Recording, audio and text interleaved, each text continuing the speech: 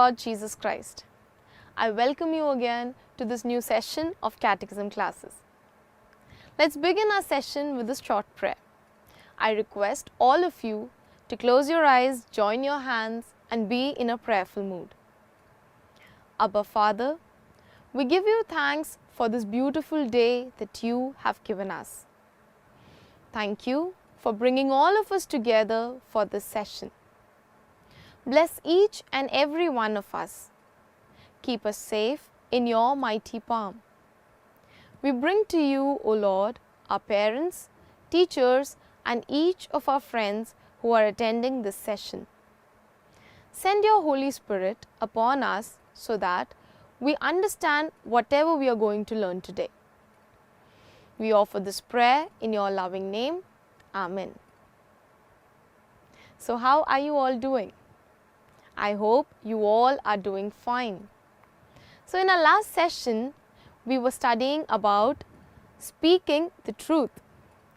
Yes, so in the beginning itself, I told you about the story of two friends, out of which one of the friend ditched the other person, revealing all his secrets in front of the class.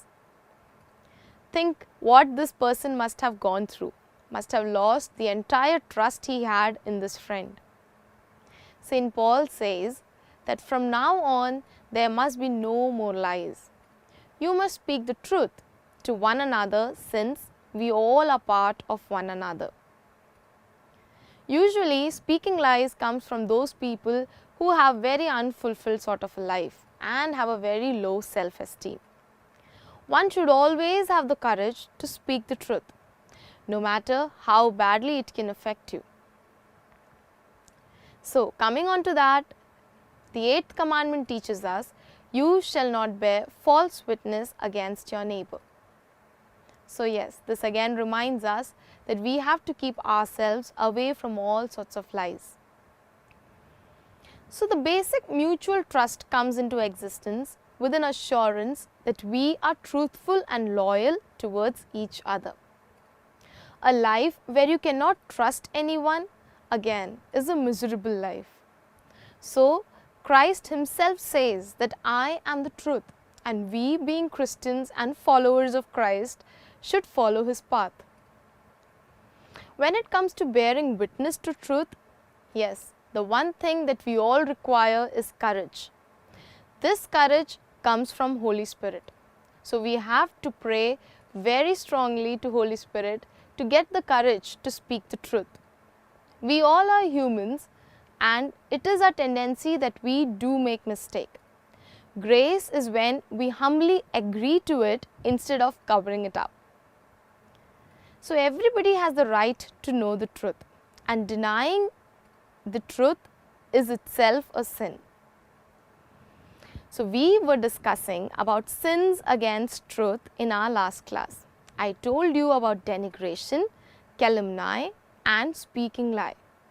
Today we are going to take up the next 4 sins against the truth, that is, revealing secrets, defaming a person, copying in the examination and flattery.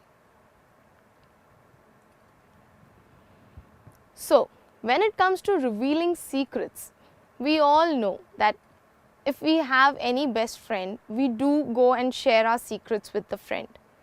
But it feels really bad if we get to know that this friend is going around and telling all the other person whatever we have shared with him or her.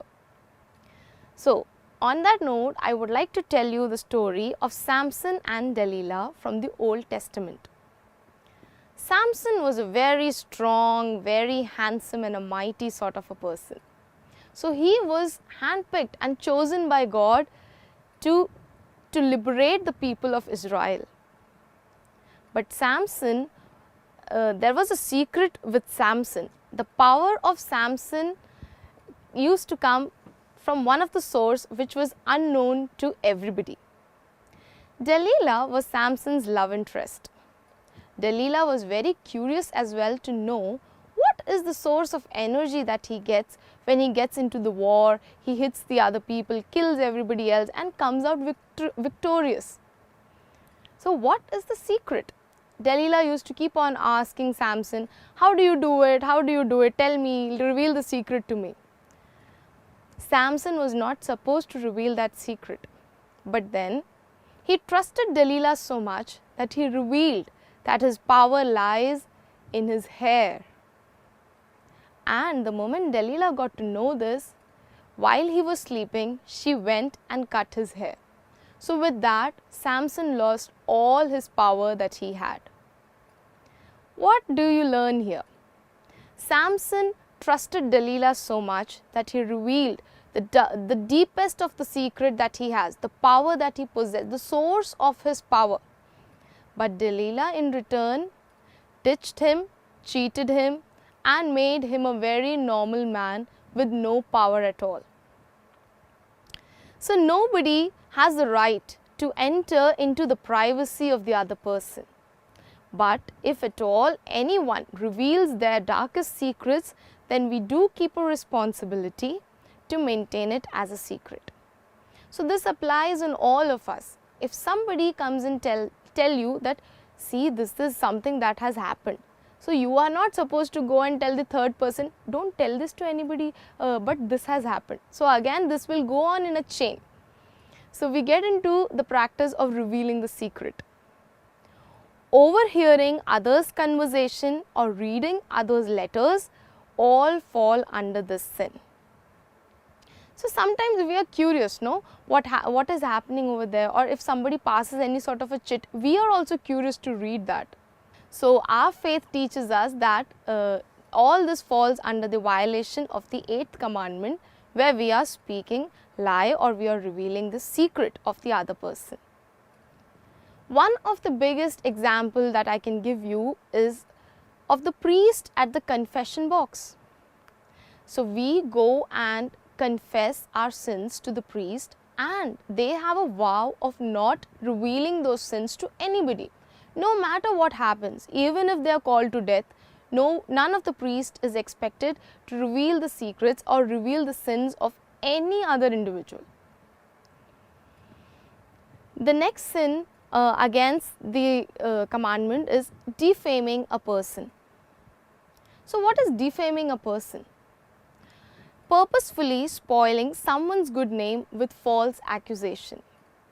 Something which a person has not done, or some activity in which the person has not got involved, but we want to somewhere defame this person.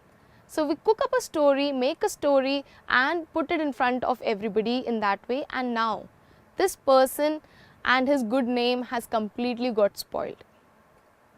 All such activities, all such tendencies come out of an envious mind. So if you have jealousy or the feeling of envy towards anyone, you might get involved in such activities. One of the example which we can take is Jesus himself. So what was Jesus doing? Healing people, loving others, showing them the right path. But ultimately what happened? He was defamed. He was trapped into something which he has not done. People cooked up stories and crucified him. So Jesus can be one of the biggest example where he got defamed for nothing which he hasn't even done. The next sin is copying in the examination. This is something which we all must have got involved in. This is again sin against the truth. So an attempt to get what you don't deserve. Yes. So when you haven't even studied and you just appear for the exam, you sit in the examination hall, you don't know the answer. That means you do not deserve that mark. But you ask your friend, copy the answer, write it down in your answer sheet, and you get full marks. Somewhere within your consciousness, within your, just ask your own consciousness, do you really deserve that marks? Just to impress teachers and friends, never ever get involved in this activity of copying in the examination. The next sin is flattery. What is this flattery? Giving a false impression about themselves to them by someone else. Yeah, so I somewhere do not know how do I look today, But then one of my friends, she comes and says, oh, you look very beautiful, you look very, very pretty, even though I wasn't looking so beautiful and pretty. So somewhere this person is trying to impress me, and based on that, based on those ideas of this person, I start walking around in the room. So there is some sort of a false impression now in my mind because this person has said something to me. Not allowing other person to improve, instead making them believe that they are best. Yes, this is something what has happened over here. If somebody is good in something, you should motivate the person. Also, you should ask the person to improve in that. Instead of placing the person at a very high position and not allowing that person to improve is again a sin. This might also lead to a mocking experience for the person. So, if this person start self-believing that I am the best when he is not, probably the other people might mock at this person and he might go through a mocking experience. So, one of my friend once told that I am not telling lies, instead I am just hiding truth. So, knowing the correct information is a person's right. You cannot hide the truth and say that I didn't say a lie, I just hid the truth. No. So, when it is about truth, you are expected to reveal the truth because that is one's right to know. Telling lies is a violation to that right. Let us all bear witness to truth with the help of the courage that we can derive from Holy Spirit. We should have the courage to face whatever comes, and for that courage, let's pray to Holy Spirit. So now, I'll just quickly give the summary of the entire session that we had today. We were talking about sins against truth, and the first sin that we took today was revealing of secrets. I told you about the story of Samson and Delilah and how Delilah ditched Samson by cutting his hair down, which was his source of power. So, nobody has a right to enter into the private life of anybody or to overhear anybody's conversation or to read the letters that do not belong to you. One of the biggest examples of not revealing the secret are the priests in the confession box. So, we go and confess our sins, and those priests are not supposed to reveal the sins to anybody. The next sin that we took up was defaming a person. When we purposefully get into an activity of defaming or spoiling somebody's name due to a feeling of envy or because we feel jealous about the person, is defaming the person, and yes, we are getting into sin against truth. The next sin that we took up was copying in the examination. So, if you have ever copied in the examination, next time when you think of doing that, remember that you do not deserve that mark and let it be, let it go. So, if you deserve it, keep it for yourself, and if you do not deserve it, let it go. So, there is no point of impressing your teacher or your friend. What we need to do is impress Lord Almighty. The next sin is flattery. So, if you give a false impression to somebody saying that, oh, this is the best that we can get, and then the person starts believing it and do not get into the process of improving, then again we are setting a very false sort of a again we are setting a very false stage for that person where he or she will never improve again. So, this might also lead to a mocking experience for this person who has started believing that he or she is the best. So, as an individual, we should not get involved into the practice of telling lies. Instead, we should reveal the truth to people because knowing the truth is one's right.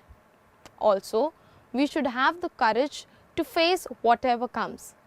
This courage can only be derived from Holy Spirit. So, we should pray to Holy Spirit for this courage. So, what is the word of God for today? Be sure then you are never spiteful or deceitful or hypocritical or envious and critical to each other. 1 Peter chapter 2 verse 1. I will repeat, be sure then you are not spiteful or deceitful or hypocritical or envious and critical of each other. 1 Peter chapter 2 verse 1. Let's practice honesty as a value of life. So this is the activity for you in this week. Try to be honest with yourself and with all the people around you. On that note, I would like to sum up with today's session. Thank you.